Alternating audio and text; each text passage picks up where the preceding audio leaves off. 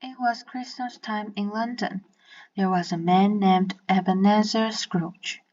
He was a hard-working man, but at the same time he was a miserable, greedy, cruel, and stingy person who didn't know what generosity meant. A day before Christmas, Scrooge was working in the office. Scrooge, as always, was counting his money. Suddenly, the front door opened, and Mr. Scrooge's nephew came inside. "Merry Christmas, uncle!" "Christmas? Bah! Christmas is only a lie." "You don't mean that, uncle." "Of course I mean that. Christmas is just an excuse not to work. Besides, what reasons do you have to be happy? You're so poor." "Come on, uncle. And what reasons do you have to be sad? You're so rich." "Bah! Don't get angry, uncle. Why wouldn't I? I live in a crazy world with fools. Merry Christmas!" "What is Christmas? It's just a time to pay bills with money you don't have, where you see yourself a year older and not a minute richer. A time where you buy gifts you can afford." "But, uncle—" "Go celebrate Christmas your own way, and let me celebrate my way." "But, uncle, Christmas is the only day where people seem to get along just fine. It's a time of forgiveness, love, and charity. It's a time where people open their hearts to one another." "Wow, that was a wonderful speech. I wonder why you don't work for the government." "Don't get angry, uncle, and come to our house tomorrow. My wife and I are preparing a delicious dinner. You will be our special guest." "Thanks, but no." "But, uncle, you never came to my house before." "Have a nice day." I don't need anything from you. I don't ask you for something. Why can't we be friends?" "Have a nice day." "I'm so sorry, uncle, that you already took a decision, but I insisted in celebrating Christmas.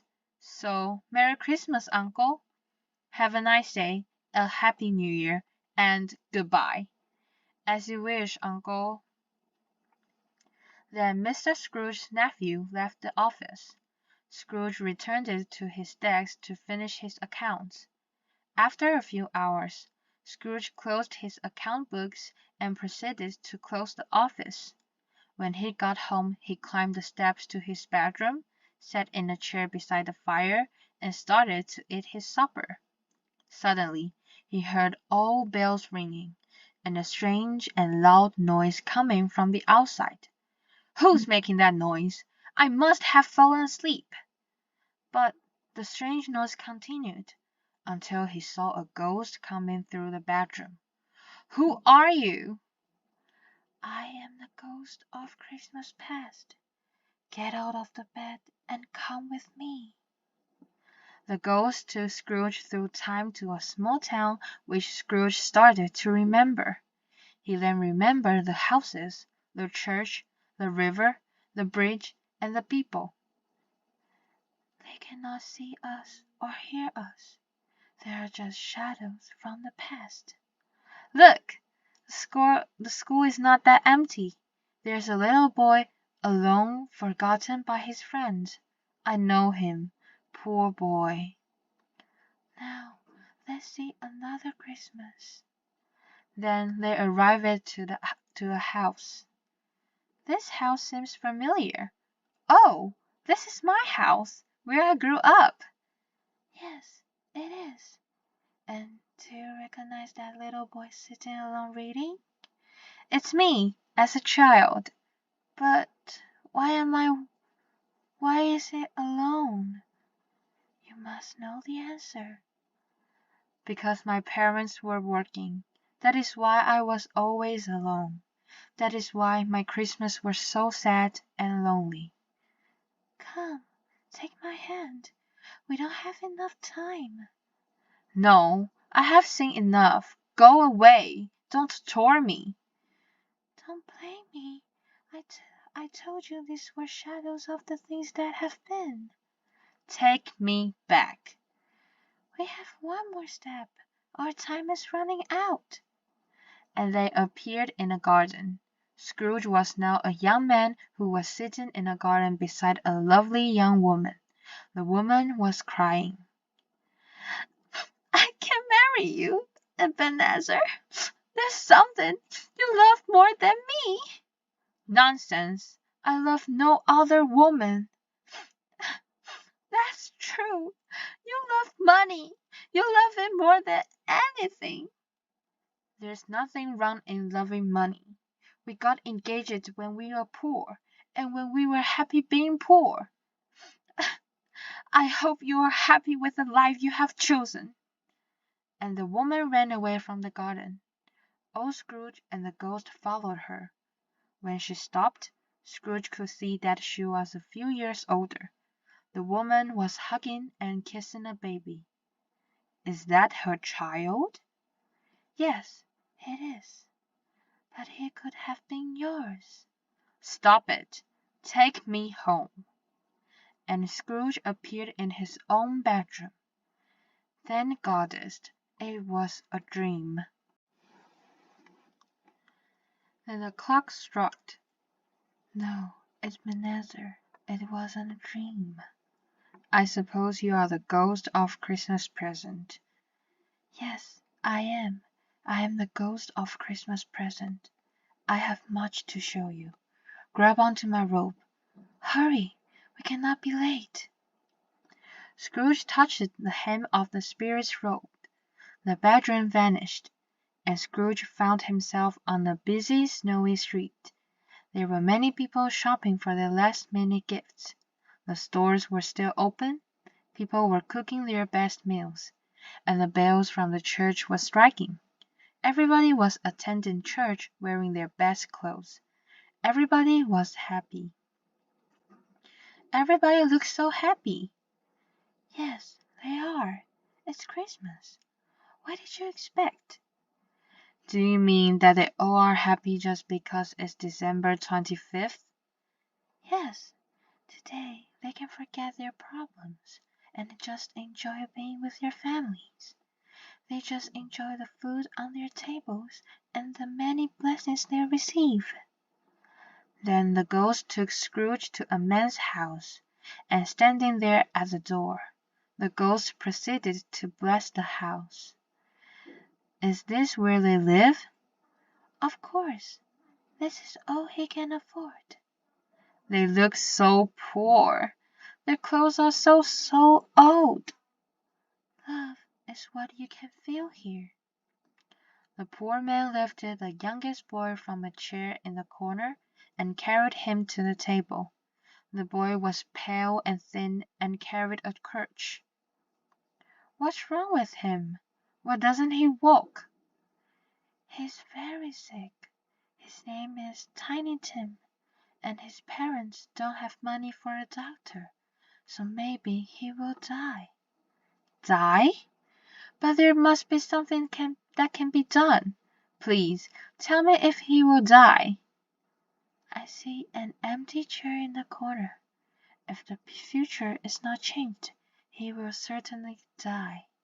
No, no! Why do you care anyway? That will diminish the world population. At that moment, Scrooge realized that those were his own words, and felt sorry for himself. Then he heard his name. Suddenly, without a warning, they stood in a room. I know that voice. It was my nephew. He's having a party.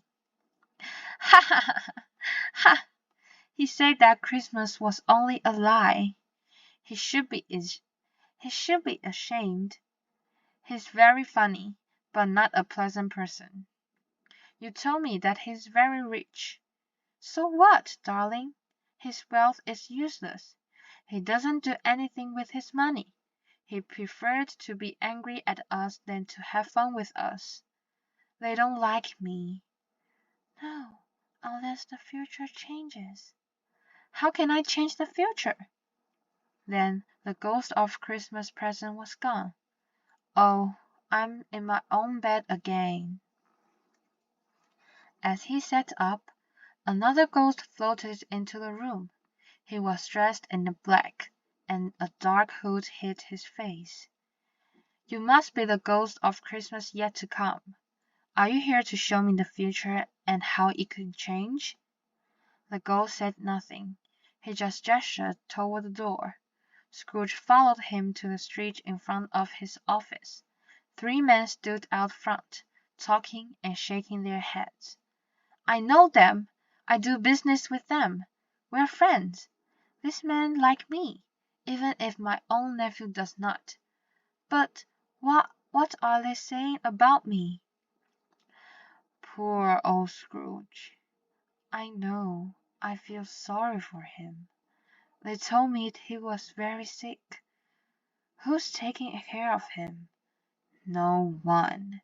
You know that he always liked to be alone. He doesn't have friends either."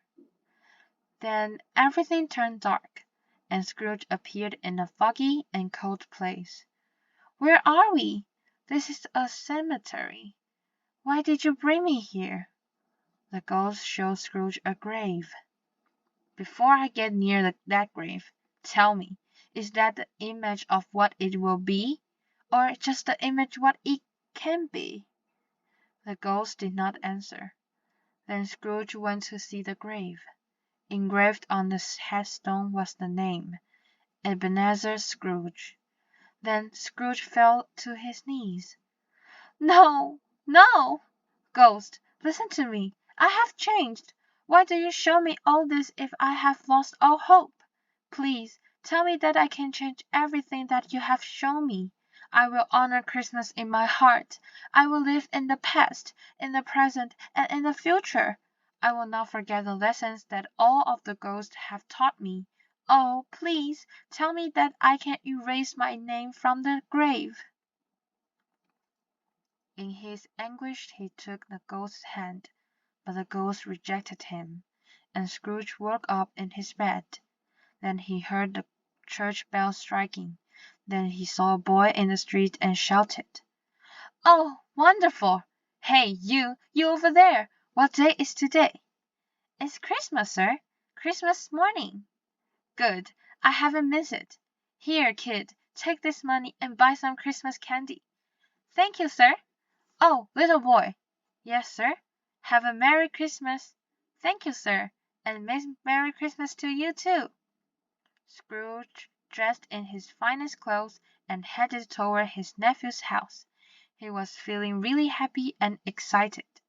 When Scrooge reached his nephew's house, his nephew was surprised to see him. "Uncle, I'm so happy to see you. I'm really glad that you changed your mind about Christmas dinner.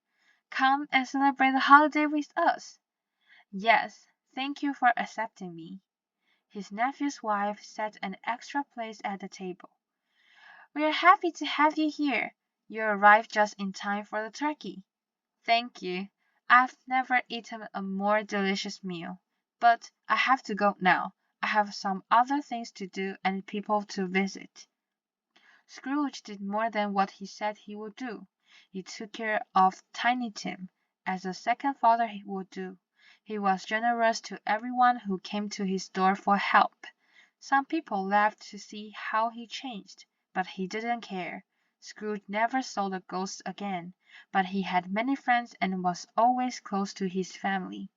Each time he had a meal with his friends and family, he would say, "God bless us! God bless us, everyone!"